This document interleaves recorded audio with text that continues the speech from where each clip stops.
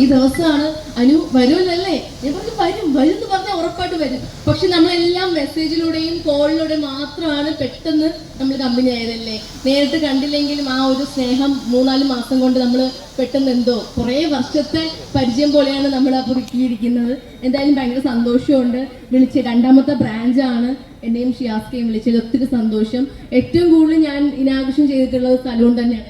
അതെ അതെ അതെ അതിലൊരുപാട് സന്തോഷമാണ്. എനിക്ക് ഇഷ്ടമാണ് സലൂണൊക്കെ ഇനാഘോഷം ചെയ്യാൻ. കാരണം എന്ന് വെച്ചാൽ ഞാൻ എൻ്റെ ലൈഫിൽ ഏറ്റവും കൂടുതൽ ഇമ്പോർട്ടൻസ് കൊടുക്കുന്ന ഒരു കാര്യമാണ് സലൂൺ എന്ന് പറയുന്നത്. അത് പ്രത്യേകിച്ച്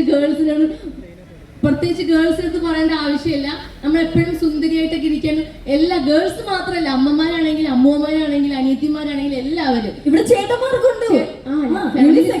ചേട്ടന്മാരായില്ലേ മനുഷ്യർക്ക് എല്ലാവർക്കും എപ്പോഴും നമ്മൾ എന്തിനാണ് മുഖം നോക്കുന്നത്? സുന്ദരനാണോ സുന്ദരിയാണോ, അതിന് കളറോ ഒന്നുമില്ല. എപ്പോഴും നല്ല ഭംഗിയായിട്ടിരിക്കാൻ വേണ്ടിയിട്ടാണ്. ഞാൻ പോലും ഇപ്പൊ തന്നെ നമ്മുടെ ലവിന ചേച്ചി ആണ് ഈ മേക്ക് ഓവർ സുന്ദരിയാക്കി തന്നത്. സത്യം പറഞ്ഞാല് ഭയങ്കര സന്തോഷമുണ്ട്. ഇഷ്ടപ്പെട്ടു എല്ലാവർക്കും. അടിപൊളിയായിട്ടുണ്ട്. പറഞ്ഞോ, നിങ്ങളൊന്ന് കൈയടിക്കണോ? കാര്യം അത് വലിയൊരു അച്ചീവ്മെന്റ് ആണ്. കാര്യം എന്റെ സ്റ്റേറ്റ് അവാർഡ് കിട്ടിയപ്പോ എല്ലാവരും സ്റ്റാറ്റസ് ഇട്ടായിരുന്നു, ഇൻസ്റ്റാഗ്രാമിൽ സ്റ്റോറി ഇട്ട്.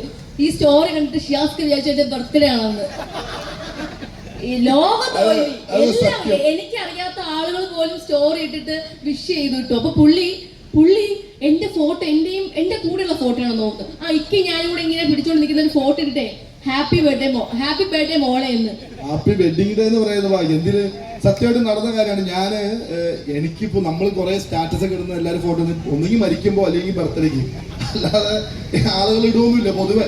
ഞാൻ ഒരു ഉദാഹരണം പറഞ്ഞാൽ, ഞാൻ വിചാരിച്ചു ഇന്ന് ഇവിടെ ബർത്ത്ഡേ ആണ്, അന്ന് കഴിഞ്ഞ് ഞാൻ ബർത്ത്ഡേക്ക് ഇട്ടു. അപ്പോൾ എൻ്റെ വൈഫ് പറഞ്ഞ് അനുവിന് കേരള സ്റ്റേറ്റ് അവാർഡ് കിട്ടി, സീരിയലിൽ ഏറ്റവും നന്നായിട്ട് സീരിയലിലും ജീവിതത്തിൽ അഭിനയിച്ചതിന് അവാർഡ് കിട്ടിയെന്ന് പറഞ്ഞു.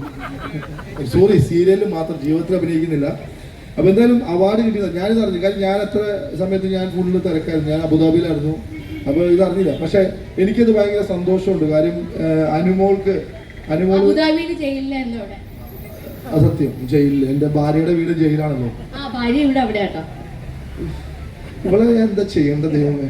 എല്ലായിടത്തും പോകുമ്പോ എന്നെ താക്കുന്നത്. എന്നെ താത്തിയാലും കുഴപ്പമില്ല. എന്നെ ഇനാഘോഷത്തിന് വിളിക്കുമ്പോ ഞാൻ പറയുന്ന കാര്യം ദയവ് ചെയ്ത് എന്നെ അവിടെ കൊണ്ടുപോയി. ഹലോ, പോലീസ് സ്റ്റേഷൻ അല്ലേ? അനുമോളുണ്ട്.